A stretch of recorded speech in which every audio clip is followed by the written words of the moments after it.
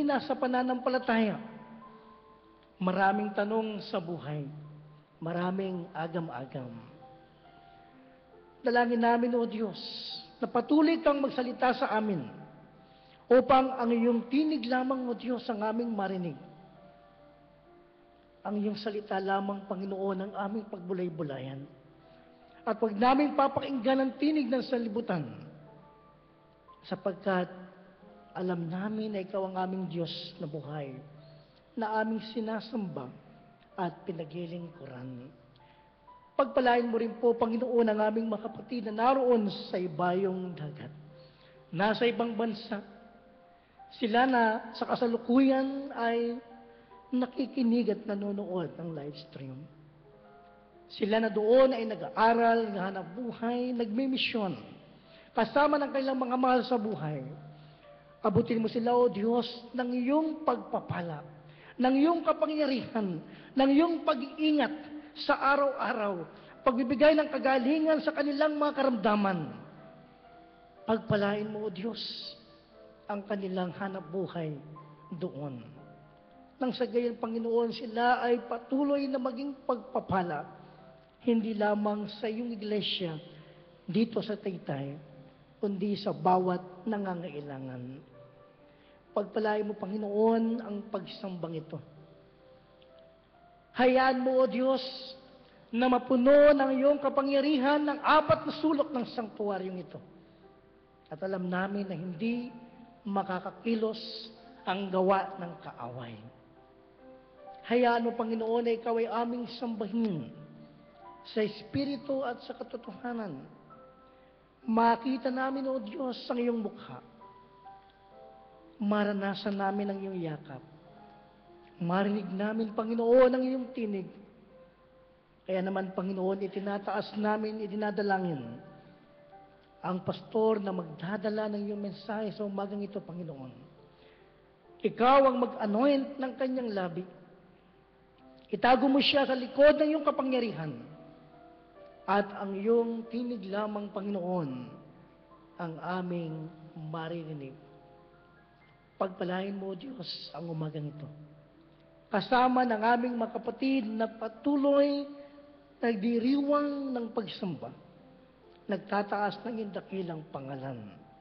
Alam po namin, O Diyos, na ang iyong pagmamahal ay hindi nalilimitahan sa ganitong mga okasyon, kundi sa bawat araw ng aming buhay, nagsasalita ka sa amin. Kaya naman, O Diyos, ang aming dalangin ay lubos na maranasan ang iyong pagpapala upang kami patuloy na maging pagpapala para sa marami. Ito po ang aming dalangin sa makapangyarihang pangalan ni Jesus. Amen.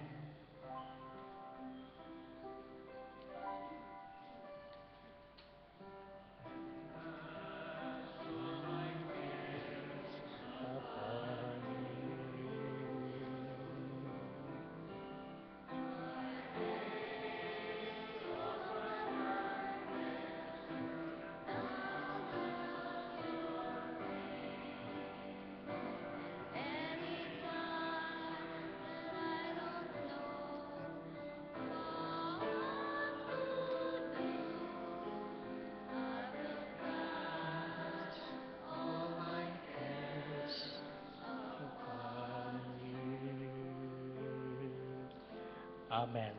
Tayo po'y makakaupo na.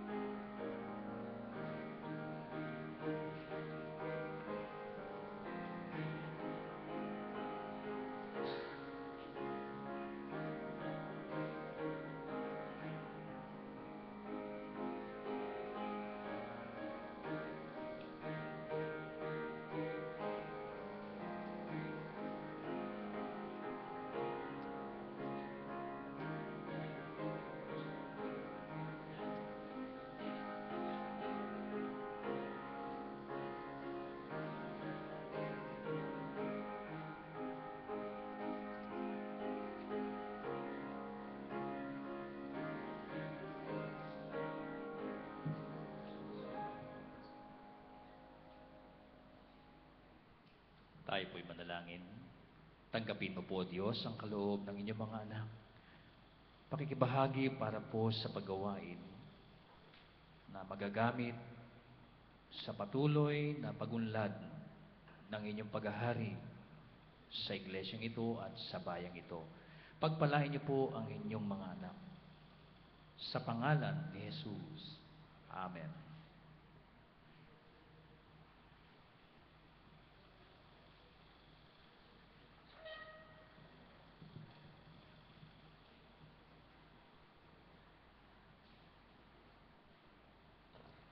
Tayo po sa pagbasa ng banal na kasulatan mula po sa Aklat ng Mga Gawa, Kabanatang 2, mga talatang 42 hanggang 47. Nananatili sila na itinuro ng mga apostol sa pagsasama-sama bilang magkakapatid, sa pagpirapirason ng tinapay at sa pananalangin.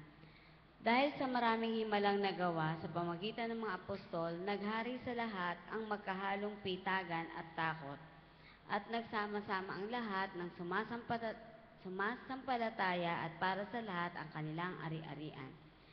Ipinagbibili nila ito at ang pinagbilhan ay ipinamamahagi sa lahat ayon sa pangailangan ng bawat isa. Araw-araw, sila'y nagkakatipon sa templo, nagpira-piraso ng tinapay sa kanilang tahanan, at nagsasalo-salong masaya ang kalooban. Nagpupuri sila sa Diyos at kinalulugdan ng lahat ng tao. Bawat araw ay dinaragdag sa kanila ng Panginoon ang mga inililigtas.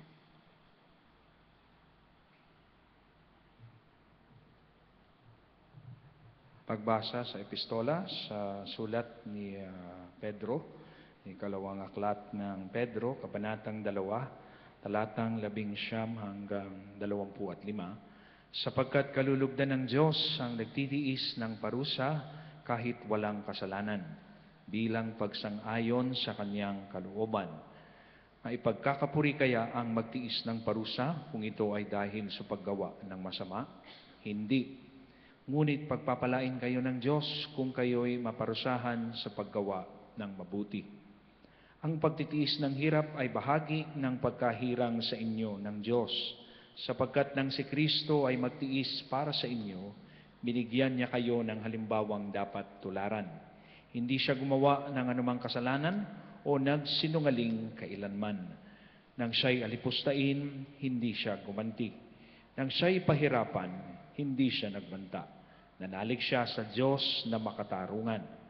Sa kanyang pagkamatay sa krus, dinala niya ang bigat ng ating mga kasalanan upang tuluyan na nating iwan ang pagkakasala at mamuhay ayon sa kalooban ng Diyos. Kayo'y gumaling sa pamamagitan ng kanyang mga sugat, sapagkat nagkawatak-watak kayo gaya ng mga tupang naligaw, ngunit tinipong kayong muli ng pastol at tagapangalaga ng inyong mga kaluluwa. Kapulungay tumindig para sa ating sagutang pagbasa sa Ebanghelyo.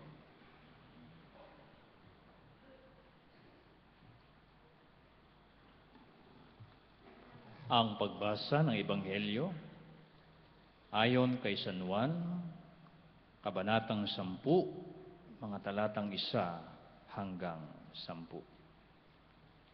Hawakan po ninyo ang inyong mga dalang Biblia at gagawin po natin itong sagutang pagbasa. Juan 10, simula sa talatang 1, magtatapos po tayo, sabay-sabay po tayo sa talatang 10. Tandaan ninyo ito, ang pumapasok sa kulungan ng mga tupa, nang hindi sa pinto nagdaraan, kundi umaakyat sa di dapat pagdaanan ay magnanakaw at tulisan. Ngunit ang nagdaraan sa pintuan ay siyang pastol ng mga tupa. Pinapapasok siya ng bantay pinto at pinakikinggan ng mga tupa ang kanyang tinig. Tinatawag niya ang kanyang mga tupa sa kani-kanilang pangalan at inilalabas sa kulungan. Kapag nailabas na, siya'y nangunguna sa kanila at sumusunod naman ang mga ito sapagkat kilala nila ang kanyang tinig. Hindi sila sumusunod sa iba, bagkus pangay patakbong lumalayo, sapagkat hindi nila nakikilala ang kanyang tinig. Sinabi ni Jesus ang paglalarawang ito, ngunit hindi nila naunawaan ang ibig niyang sabihin. Kaya't muling sinabi ni Jesus, tandaan ninyo, ako ang pintuang dinaraanan ng mga tupa. Ang mga nauna sa akin ay ang magnanakaw at ang mga tulisan, ngunit hindi sila pinakinggan ng mga tupa. Ako ang pintuan, ang sino man pumapasok sa magitan ko'y maliligtas.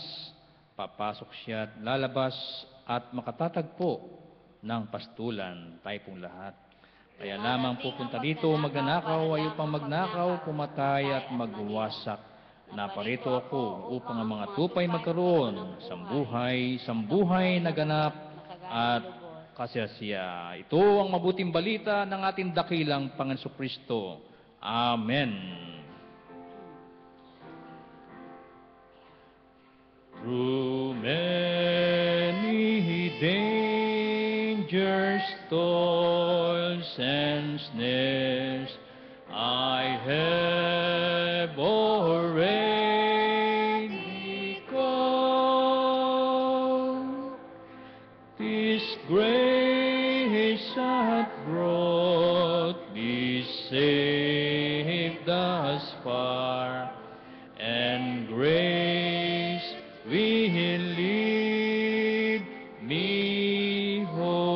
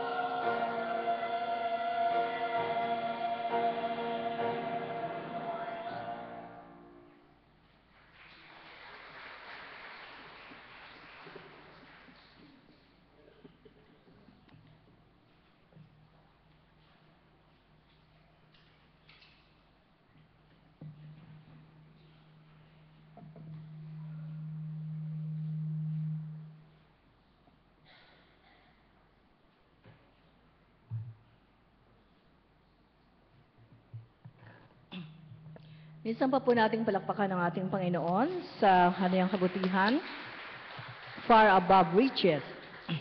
At ito po ay tunay ng katangian ng mga babae na ipinagkaloob ng Diyos sa sangkatauhan sa mundong ito upang patuloy na mahayag ang kanyang dakilang pagmamahal. Kaya nga't sinasabi na kung meron daw pong dakilang tagapangalaga o nagpapastol ng mga buhay, simula pa lamang doon sa sinapupunan ay walang iba kundi ang isang ina. At meron pa rin nagsabi, mawala na daw po ang 10 ama, wag lamang ang isang ina. Yan po yun. Actually, ilang pong mga lalaki ang nagsabi nito. Kaya nga daw kahit yung ating mga kababayan, na nasa ibayong dagat, lagi nilang sinasabi na okay na mga ibang bayan o mga ibang bansa ang mga lalaki, wag lamang mawala sa tahanan ng isang ina. Saan po ba nagpasimula ang pagpaparangal sa ating mga ina? Ang pagpaparangal po sa mga ina ay nagsimula po actually sa atin na mga Metodista. Sa mga Metodista po, nagsimula ang pagpaparangal sa mga ina. At ino-observe po ito every second Sunday ng buwan ng Mayo upang parangalan ang bawat isang ina, na ito po ay nagpasimula sa isang special service noong May 1907. Ilang taon na po yun? 107 taon na. Ano po, ngayon? Sa Methodist Episcopal Church sa Grafton, West Virginia. At ang service po ay inorganize ng isang Methodist laywoman na si Anna Jarvis para parangalan po ang kanyang ina na namatay naman noong May 9, 1905. At noong 1908 po, si Anna Jarvis ay nag-advocate po na lahat ng mga ina, hindi lamang yung nanay niya, na every second Sunday ng May, ito po ay gawin. At noong 1912, ang Methodist Episcopal Church ay ni-recognize po ang lahat ng mga ina at in-erase po ito sa national agenda. Kaya nangyari naman po na ito ay nangyari at ito po ay ginagawa sa buong mundo. Parallel din po ito sa isang Old English Mothering Sunday ng Midland kung saan nakapokus po ito doon sa mga ina na nasa kanilang mga tahanan o kaya ay nagbabalik sa kanilang mga tahanan. Kaya ito din po ay may kaugnayan nung sinatawag nating Mother's Day for Peace. Na in-introduce po noong 1872 ni Julia Ward Ho sa Boston. At ito po ay tinlaga bilang araw ng kapayapaan. Sapagkat tunay nga po na kapag tayo ay nadoon sa piling ng ating mga ina, ay nararanasan po natin ang ating kapayapaan. Diba? Ayan, katulad nung nasa pagkandili ng ating mabuting pastol, ang ating Panginoong Jesucristo, ay lagi po nating nadarama na we are secured. Sa ganitong diwa, isa pong babae ang gusto nating talakayin at pag-usapan. At ano nga ba ang ating makikita sa kanyang buhay, hindi lamang po kami na mga babae o bilang mga ina, kundi ang bawat isa sa atin. Tayo po ay sumandaling manalangin. Aming Diyos at aming Ama, samahan niyo po kami sa aming pagbubulay. At higit makita po namin kung paano kayo gumagawa bilang aming amang mapagmahal, bilang aming dakilang pastol, sa buhay po ng inang ito, at gayon din sa buhay ng bawat isa sa amin. Samahan niyo po kami sa pangalan ng aming Panginoong Jesucristo. Amen. Ang atin pong pagbubulay ay may pinamagatang a barren woman who became a remarkable mother. Isa pong baog na ina na naging isang extraordinaryong ina. Ano po, isang babaeng hindi nagdadalang tao, pero naging isang talaga naman pong kamanghamanghang ina. Makikita po natin yan sa 1 Samuel chapter 1 hanggang sa chapter 2, verse 11. Pero hindi ko lang po babasahin sa inyong lahat yon, yung mga verses lang po. During po ng period ng mga judges o ng mga hukom, ang mga Israelita po, sila po ay naniniwala na kapag ang isa pong tao ay walang anak, ano po, ito ay hindi mabuti at hindi maganda para sa kanya. At naniniwala din po sila dahil noon yung mga pari din po, yung mga hukom, hindi po ginagawa yung dapat nilang gawin. So kapag may sanggol na dumating, ito po ay nagpapahayag sa kanila ng prophetic message mula sa Diyos. At nakita po natin, ito ay nagpasimula pa doon sa sitwasyon po sa Genesis. Yung pagpapasa at pagkilala nila, napakahalaga po na mayroong sanggol na isinisilang. At pag may isa pong sanggol na isinilang sa kanila, kinikilala po nila na, ay, ang Diyos may mensahe. At masusolve na ang problema. Yun po yun. So, kapahayagan sa kanila, pag may sanggol na isinilang, masusolve na po ang problema. Because babies are God's announcement that He knows the need, cares about His people, and is at work on their behalf. So kapag may batang isinilang, alam po nila, yan ay kapahayagan ng Diyos na siya'y tumutugon sa pangangailangan, nagmamalasakit ang Diyos. At ang Diyos ay gumagawa sa ikabubuti nila. At ang arrival po ng isang bata ay lagi nilang hinihintay dahil ito ay nagsisimula ng new life and a new beginning. At yung mga babies din po ay signpost para sa kanila ng isang magandang kinabukasan. Kaya nga po yung conception at birth ay alam nila it is a miracle thing that only God can do. Na kahit anong gawin ng tao, kung hindi loloobin ng Diyos na magkaroon ng sanggol sa sinapupunan ng isang ina, hindi po mangyayari. At naniniwala naman po tayo doon na kahit anong gawin ng tao, ay hindi mangyayari na makabuo ng isang sanggol sa sinapupunan kung hindi po loloobin ng ating Panginoon. At para po yung event ay mas maging greater, ang ating Diyos po ay pumipili din ng mga barren woman to be the mothers. Katulad po ni Isaac kay Sarah, si Jacob at si Esau kay Rebecca, si Joseph kay Rachel.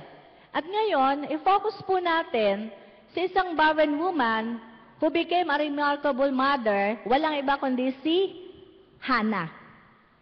Yes, si Hannah po, mababasa natin yung account niya doon po sa 1 Samuel. Si Hannah po ay legal wife. Ayan, usong-uso yung, saan ba yun? Ano ba yung channel yun? Yung legal wife. Siya po ay legal wife ni Elkanah. Bakit ko po ginamit yung legal wife na salita? Kasi ang totoo po, siya yung unang asawa ni Elkanah.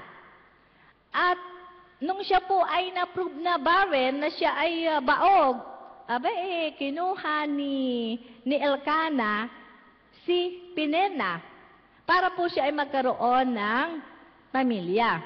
Pagkatitingnan natin, si Elkanah din po ay hindi naghintay doon sa pangako ng Diyos to work out His plan.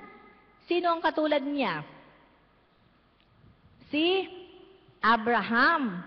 Si Abraham din po, bagamat ito ay consent ni Sarah na hindi tamang nangyari, binigay ni Sarah si Agar kay Abraham.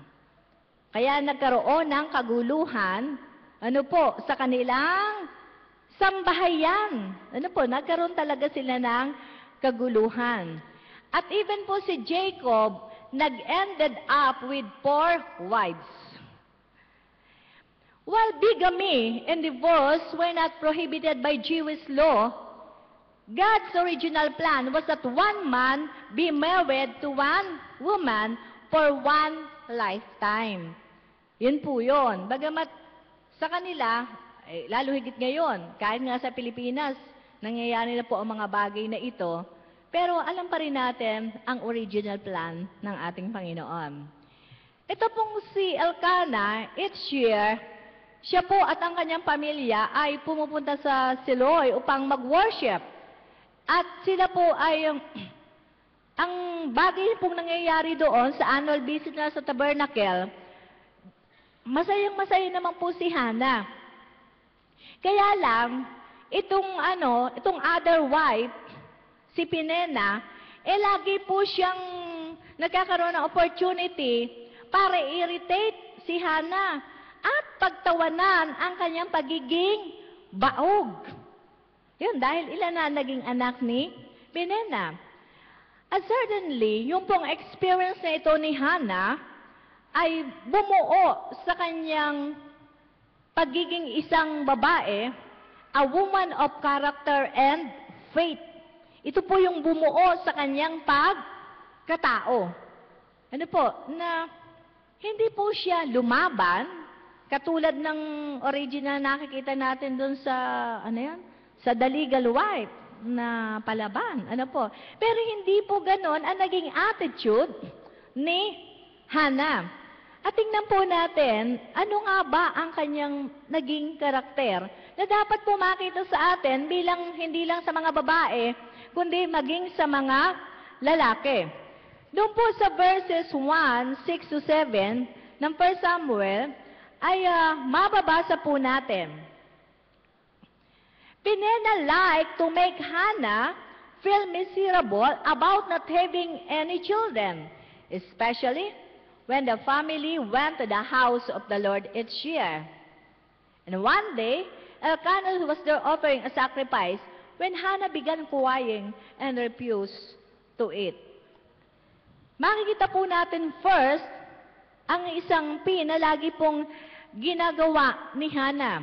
First, she was a woman who kept on to be peaceful. Ang anguish po niya, ini-express niya kay Lord. Hindi po siya nag-create ng problem sa kanyang pamilya by disputing with Penina.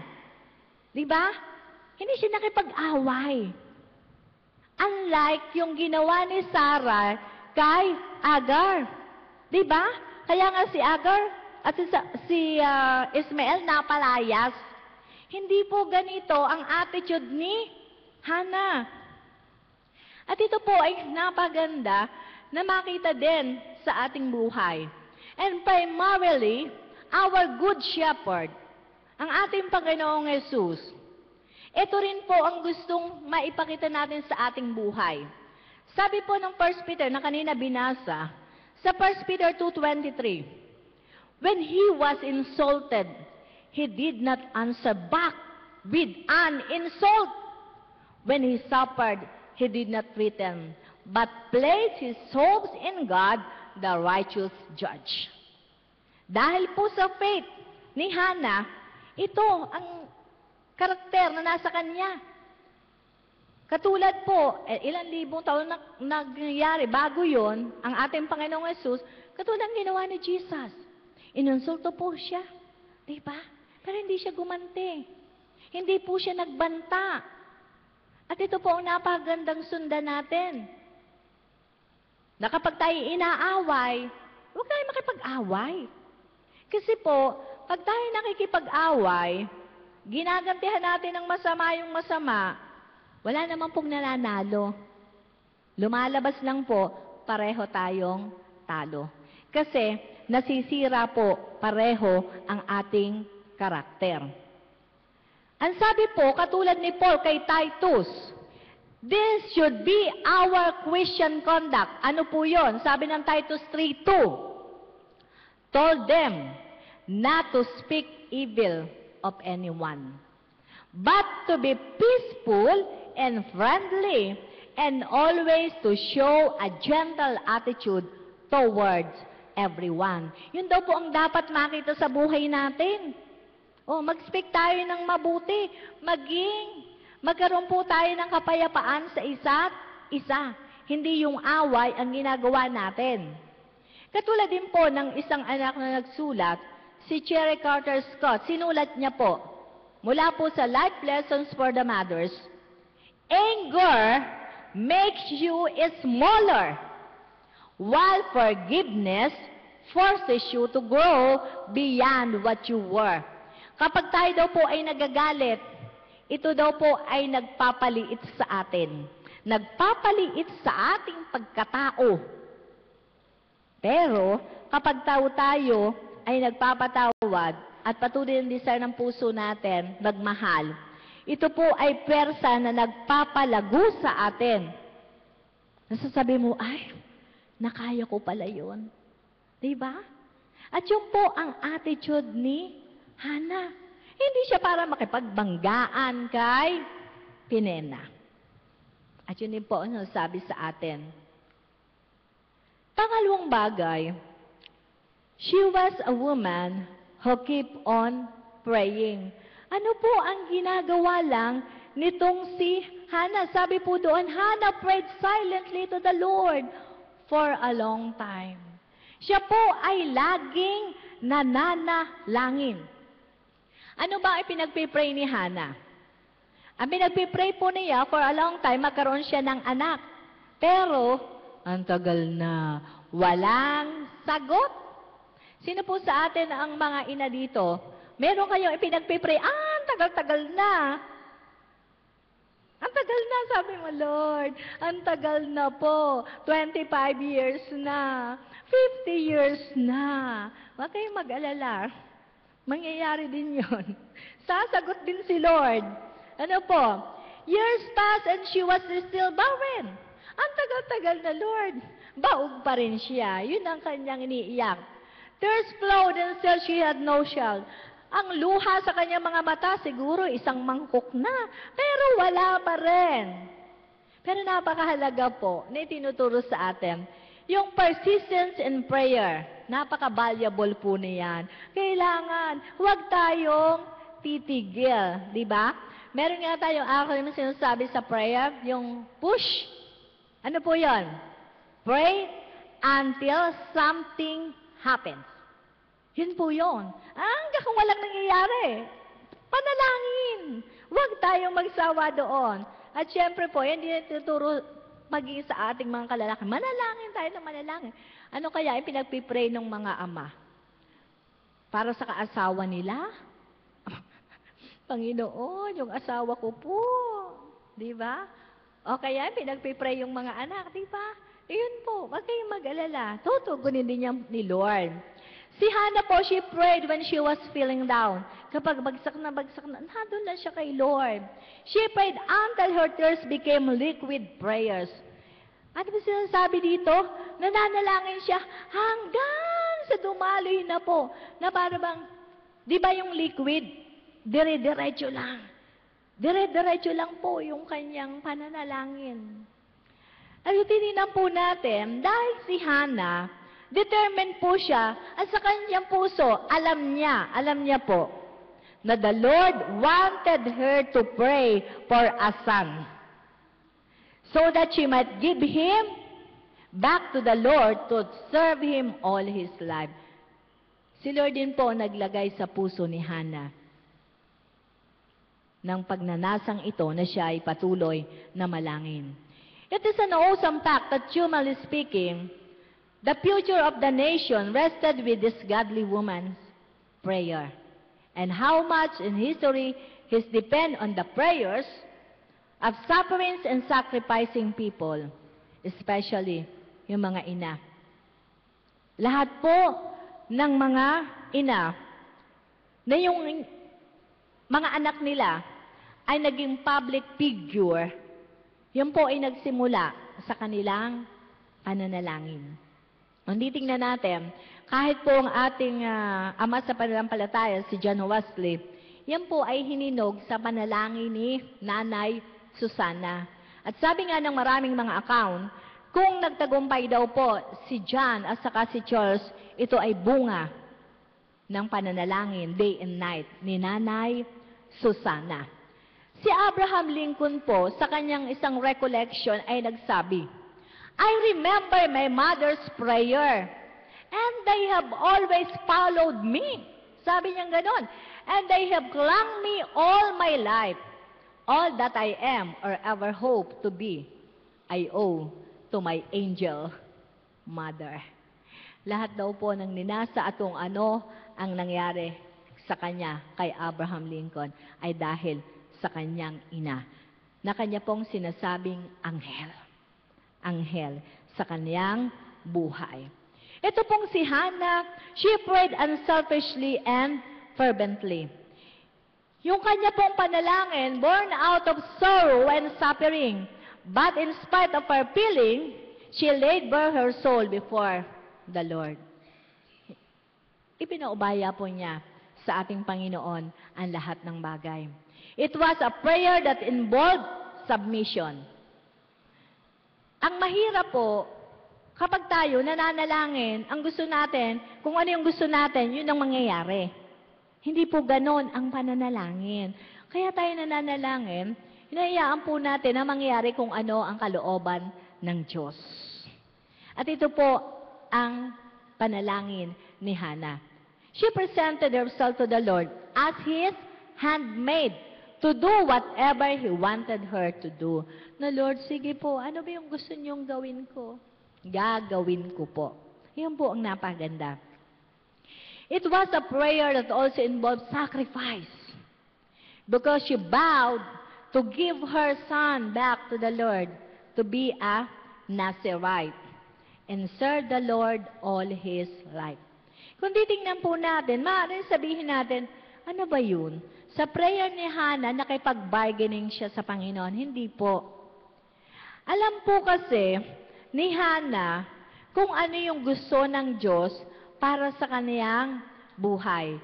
At kung titingnan natin, kung kayo po ang isang ina, na ang inyong anak, 3 taon nyo lang makakasama, tapos, for life, wala na sa inyo, baka sabihin ninyo, mas iibigin ko pa na manatili na akong baog. Kaysa mawalay sa akin ang aking kaisa-isahang anak. Kaya kung titingnan po natin, ang desire po ni Hannah is to give God's glory. When God gave her request, she believed that this child will play an important part in the future of Israel. Kaya alam po niya yon. Hindi niya sinabi, oh Lord, bigyan niyo ako nito. Ganito ang gagawin ko. Di ba? Minsan, nakikipag-bargain tayo ng ganon. Pero hindi po natin alam, ano ba ang nais ng ating Panginoon. Hannah's faith and devotion were so strong that they rose above the misanders and criticism of the nation. Highest spiritual leader, katulad ni Eli. Nung nagpipray po siya, ang sabi po ni Eli, nakita niya, sabi niya, aba, lasing. Diba? Na-misunderstood po siya. At yung accusation ni Eli, ano po, ay hindi maganda. Diba? Pero, alam niyo po, hindi po ito inalintana ni Hannah. Anong sabi niya? 5 times po niyang sinabi na siya po ay lingkod ng ating Panginoon. Na nagsisignify ng kanyang submission sa ating Diyos. Si Eli man po, hindi naman nag-apologize. Nabasa niyo ba? Ayan. Kahit basahan niyo po yung buo, hindi naman po siya nag-apologize sa kanyang paghatol kay Hannah. Iyan daw po ang mahirap eh. Huwag tayong humatol. Ito po yung isang nagiging problema ng mga tao. Ang bilis humatol. Pero hindi mo naman alam. Aba, kalaan nyo ba, nagpipray, sasabihin, lasing. Di ba? Yun. So, kung titignan po natin dito, pagamat hindi nag-apologize si Eli, pero, meron naman po siyang sinabi. Di ba? Binigay niya po yung blessing niya kay Hannah. At sinabi niya na, I'm sure the God of Israel will answer your prayer. Wow! Yun ang mga maganda doon. Parang doon na lang siya bumawi. Ano po? At yung kabigatan sa puso ni Hana, nawala na po iyon. Because alam po niya, natutugunin nga ng Diyos ang kanyang panalangin. Ano po? Pangatlong bagay, makikita natin that Hannah was a woman who kept her promises. Iyan naman po. Siya po ay nung dumating, di ba, nag-arrive na sila sa bahay nila, tinugon nga po ng Diyos ang kanyang panalangin. Tinugon. Actually, kaya po yung pangalan ng kanyang naging anak na si Samuel ay nangangahulugan ng heard of God or asked of God. So, tinugon po ng Diyos at ang ipinangalan ay Samuel, hindi Elkanah Jr., kundi Samuel. At alam po natin, certainly, sinabi po ni Hannah kay Elkanah ang kanyang pangako sa ating Panginoon. Kaya nga kung mababasa natin sa verse 23, ang sabi po naman itong si Elkanah kay Hannah, sabi po doon, you know what's best. Sabi po ni Elkanah, stay here until it's time to stop nursing him. I'm sure the Lord will help you do what you have promised. Alam kong tutulungan ka ng Diyos na matupad ang iyong ipinangako. Ang firstborn po sa Israel, yung unang anak, ito po ay pwedeng ma-redeem by a sacrifice. Di ba ipinangako na ni Hannah? Pero pwede pong hindi niya gawin yon sa pamagitan ng gagawin sa sakripisyo ng ibang bagay, ng lamb, o kaya ng sheep, o anumang bagay. Pero ang maganda din po kay Elkanah, he was giving, hinayaan po niya yung kanyang anak Inialaw din po niya na hindi yung anak niya, na yung pinangako ni Hannah, ay gawin niya para sa anak niya. Kay Elkanah din po, yung son niya, yun yung kanyang living sacrifice. Hindi na siya nagpatay ng para bawiin. Ang mga ina po sa kanila, usually, at the age of 3, di ba, dito, minsan anong tawag doon? Wind yung bata, 2 years old, Pero sa kanila po, 3 years old, inaanwin po nila yon. At yung pong 3 years na yon, Hannah taught her son, Samuel, and prepared him for serving the Lord. Sabi ko, wow, ang talino naman ni Samuel. Dahil nga nakadedicate siya sa ating Panginoon. Hannah done the shepherding to Samuel for 3 years. At meron pong isang napakagandang bagay na makikita natin sa buhay ni Samuel. Di ba? Nung dinala na siya sa templo, naririnig niya po ang tinig ng Diyos. Bagamat, siyempre bata pa siya, hanggang 3 years old siya, nasa nanay niya, pero alam niyo pa kung paano i-devote ang kanyang buhay sa ating Panginoon. Kung si Hannah po ay a prayerful woman, ang kanya din pong anak ay naging prayerful son. Di ba napakaganda? Ayan. Sino po sa atin gusto natin, yung mga anak natin, prayerful din? Di ba? Gusto natin maging prayerful din sila. Sabi po nung isang ni Sarah Josepa Hale, there is no influence so powerful as that of a mother. Wala daw pong napakalaking impluensya, maliban sa impluensya, higit ng isang ina. Napakalakas po na impluensya ng isang ina. Kaya gamitin po natin, mga kapatid, na mga kababaihan, yung impluensya natin sa ating mga anak. To be a son and daughters of faith. Na sila ay manampalataya sa ating Panginoon. And after po noon, tinupad ni Hannah ang kanyang pangako. She gave Samuel to the Lord for life. For life. Hindi lamang po, Lord, 10 taon lang ha? Babawiin ko na, hindi po, for life. Keeping our promises to God, this is important. We must not forget our part when God comes through for us.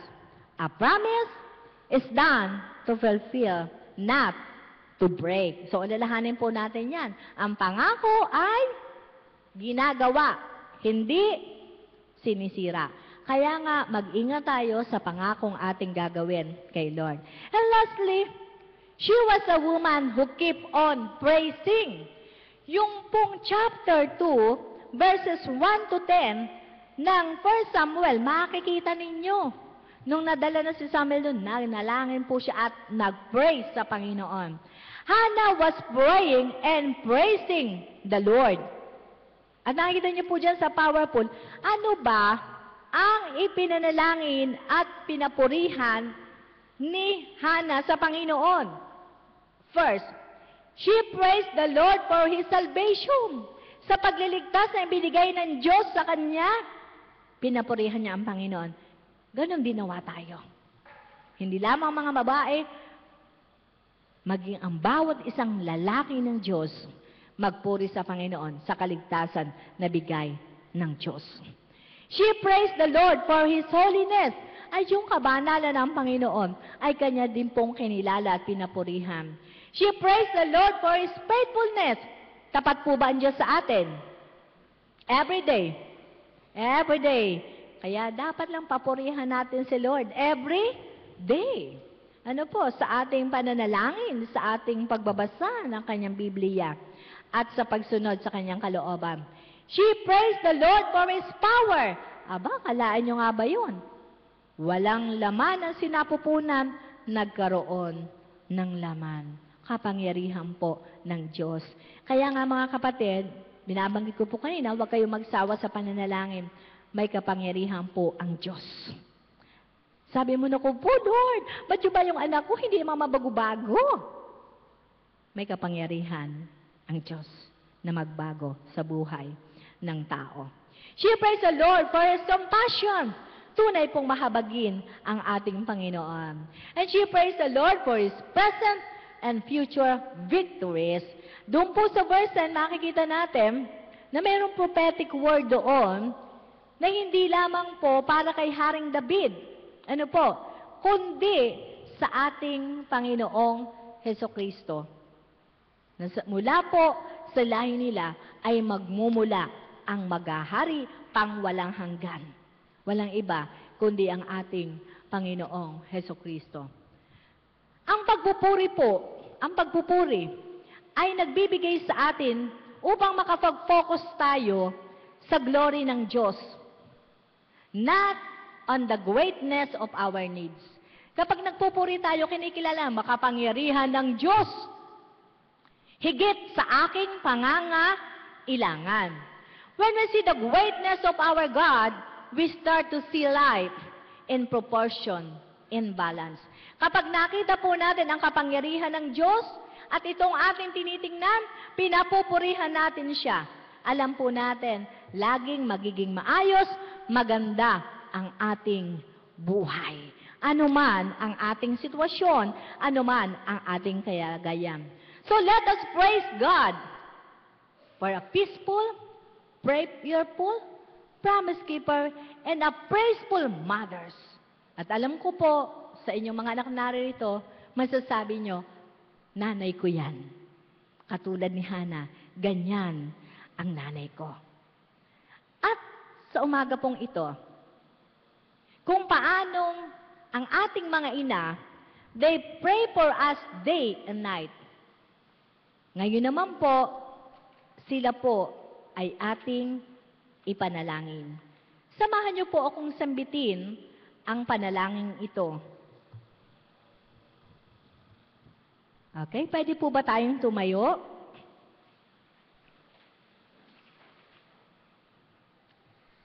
Sige po. For our mothers who have given us life and love, that we may show them reverence and love, we pray to the Lord.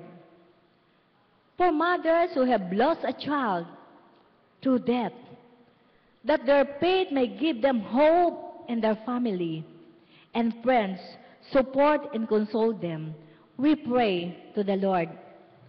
For women, though without children of their own, who like mothers have nurtured and cared for us, we pray to the Lord. For mothers who have been unable to be a source of strength, who have not responded to their children and have not sustained their families, we pray to the Lord. Loving God, as a mother gives life and nourishment to her children, so you watch over your church. Bless these women that they may be strengthened as Christian mothers. Let the example of their faith and love shine forth. Grant that we, their sons and daughters, may honor them always with a spirit of profound respect. Grant this through Christ our Lord. Amen. Palakpakan po natin ang ating Panginoon sa buhay ng bawat isang mga ina. Nakakaupo na po tayo.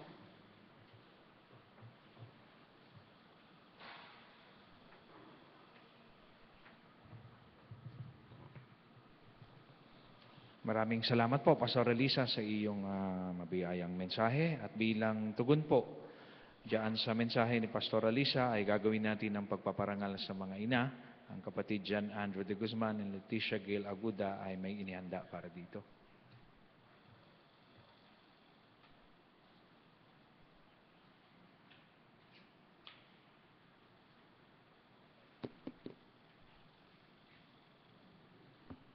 Good morning po. Sa maniwala po kayo sa hindi, ang De Guzman family po ay pamilya na mahiyain at nervyoso. So, nung sabihin po sa amin na magti-tribute kami, hindi lamang sa aming mami, kundi sa lahat ng mga mothers, pinili na lang po naming daanin sa awit ang aming mensahe.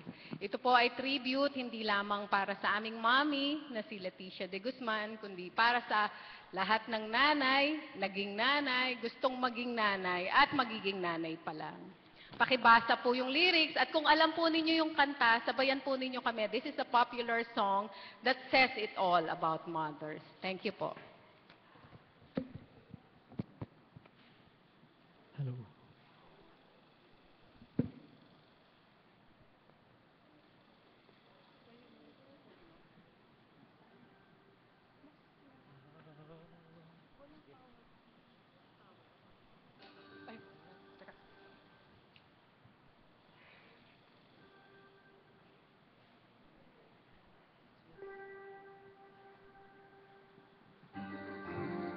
For how sweet it is to be loved by you.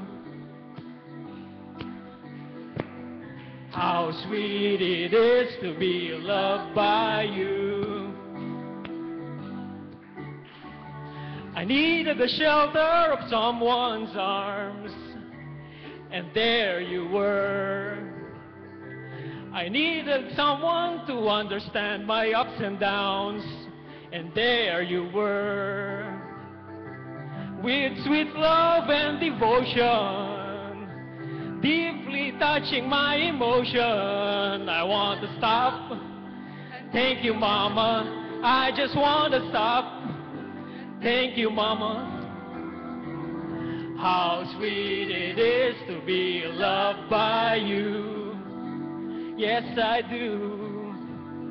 How sweet it is to be loved by you. I close my eyes at night, wondering where I'd be without you in my life. Everything I did was just a bore. Everywhere I went, it seems I'd been there before. But you brighten up for me all of my days, with a love so sweet in so many ways. I want to stop and thank you, Mama. I just want to stop. Thank you, Mama. How sweet it is to be loved by you. Yes, I do. How sweet it is to be loved by you. Maestro.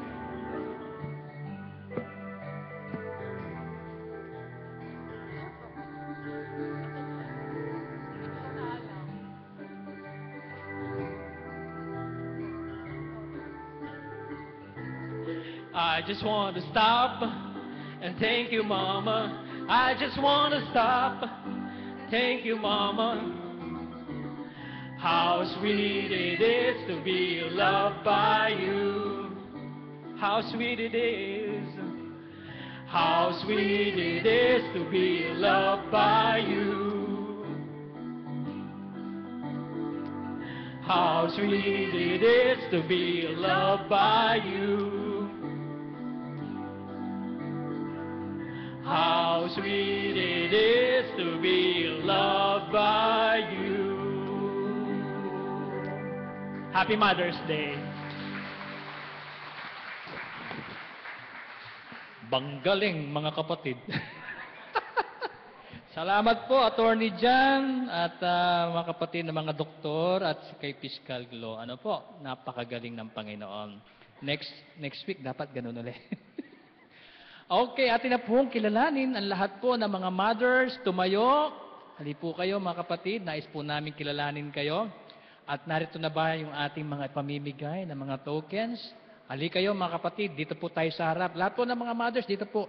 Nais po naming kilalanin ang inyong kadakilaan, ang inyong kabutihan, ang inyong kabaitan sa ating Panginoon. Wow! Napakaraming mga nanay na talagang napakamapalad ng Taytay United Methodist Church because we have so many mothers who are faithful, prayerful, and mga kapatid, masisipag na mga nanay natin. Muli natin palakpakan ng ating mga mothers at dahil dyan ang ating pong family ministries, panguna po ng kapatid na June De Leon at Jean, ay mayroon po silang ipamimigay. Yan po.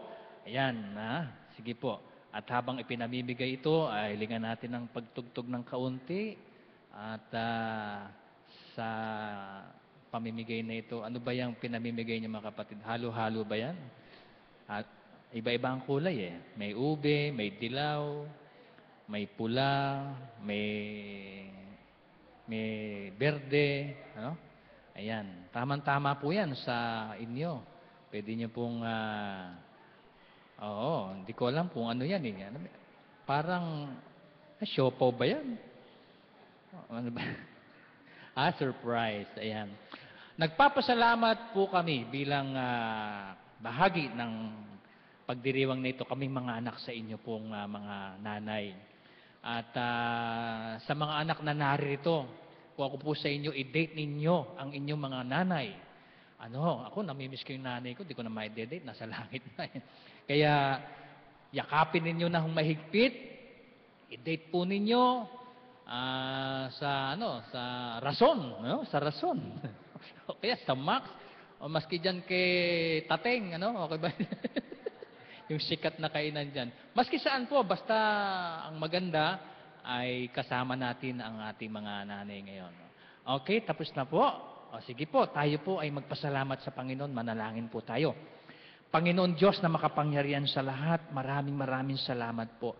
Sapagkat pinagkalooban niyo po kami ng mga dakilang nanay na kanilang ipinagkaloob ang kanilang mga sarili, Panginoon, sa inyo. Sila'y nanalig, sila po'y nagtiwala sa inyo, at sila, Panginoon, ay sumunod sa inyo. Salamat sa kanilang kabutihan, sa kanilang mga kabaitan, sa kanilang mga kasipagan, sa kanilang mga paglilingkod, Panginoon. Tunay, O Diyos, na pinagpala niyo po silang lahat.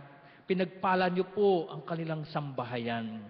Dalangin namin, Panginoon, ang inyong patuloy na pagkakaloob ng kalusugan, kalakasan at pagtatagumpay.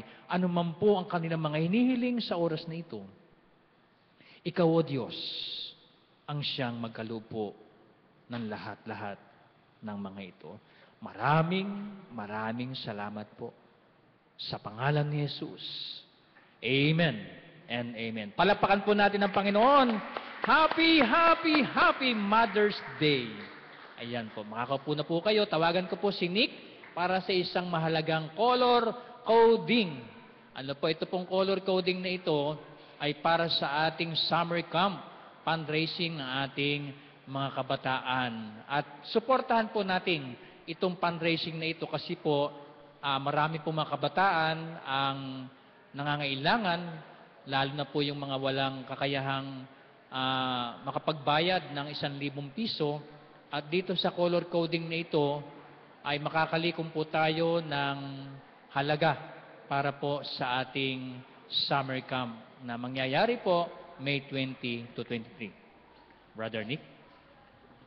Good morning po. Yung mabubunot po ni Pastor yung ano po, magbibigay po dun sa color coding.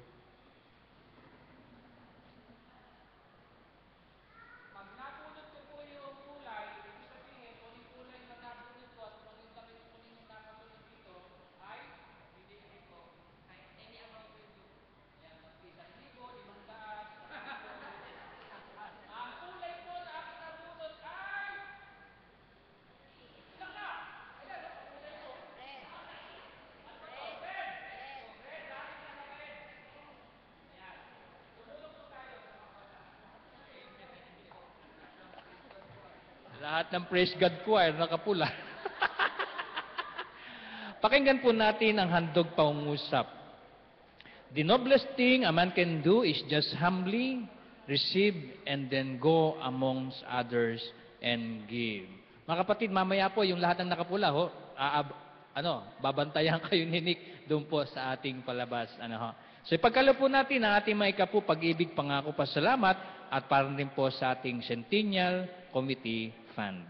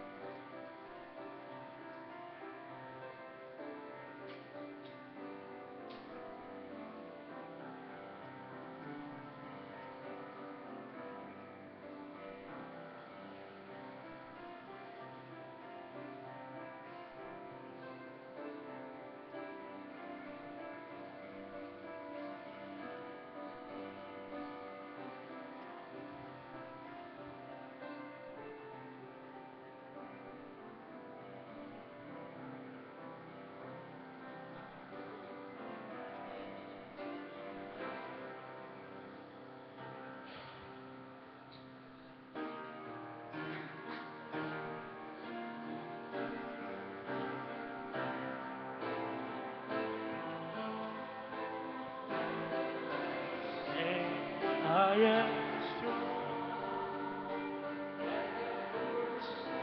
I am rich because of what the Lord has done for us. Give thanks. Narito, O Diyos, ang aming mga kaloob, kapahayagan ng aming pasasalamat. Ang aming mga ikapu, kapahayagan ng lahat ng bagay ay nagmumula sa iyo. Kasama, Panginoon, ng aming mga ibang handog.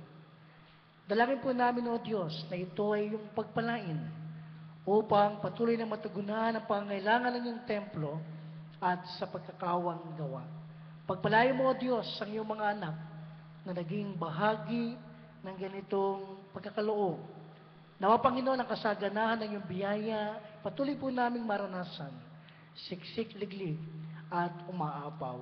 Ito po ang aming dalangin sa makapangyarihang pangalan ni Jesus. Amen.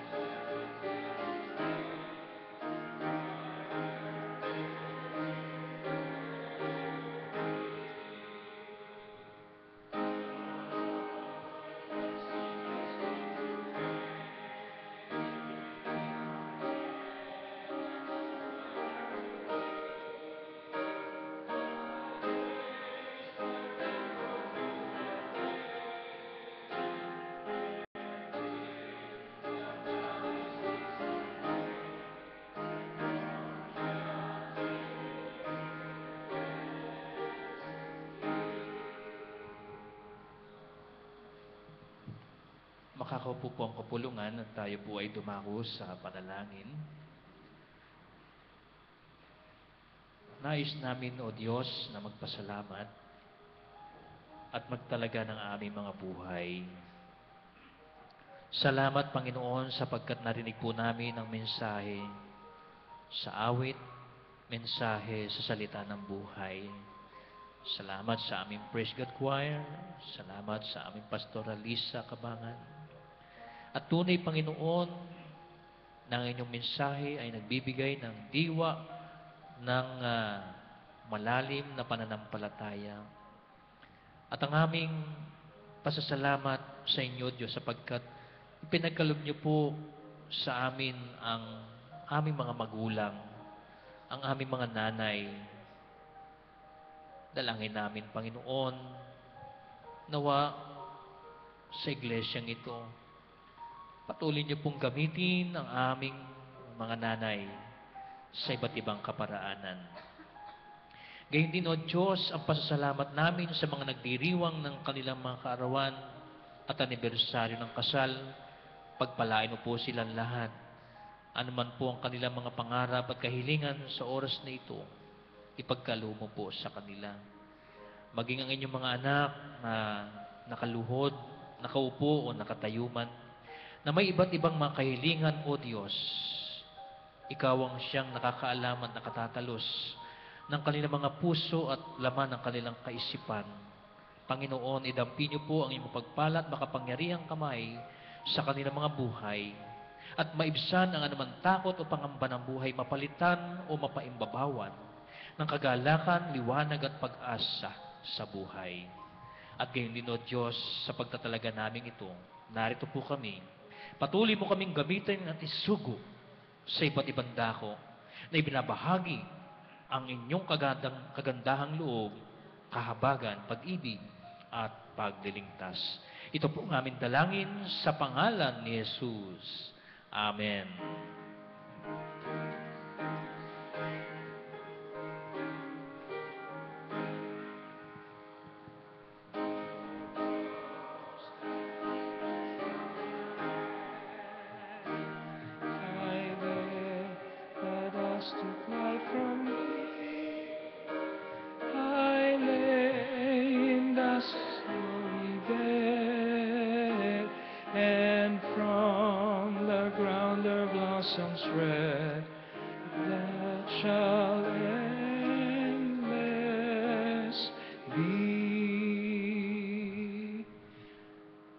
Ang pag-ibig at kalinga ng Diyos amang makapangyarihan, ang dakilang biyayang nagmumula sa ating Panginoong Hesukristo at ang kaaliwan, pakikipisan at pagpuspos ng Santong Espiritu ay sumaating lahat ngayon at magpakailan paman. Amen.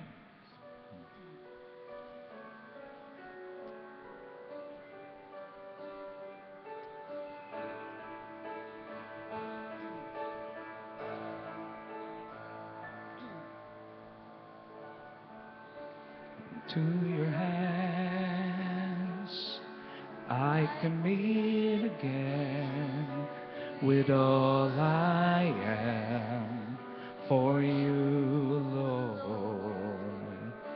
You hold my world in the palm of your hands, and I am yours forever.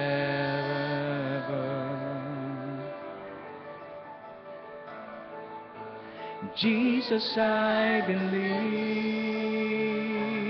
in you. Jesus, I belong to you.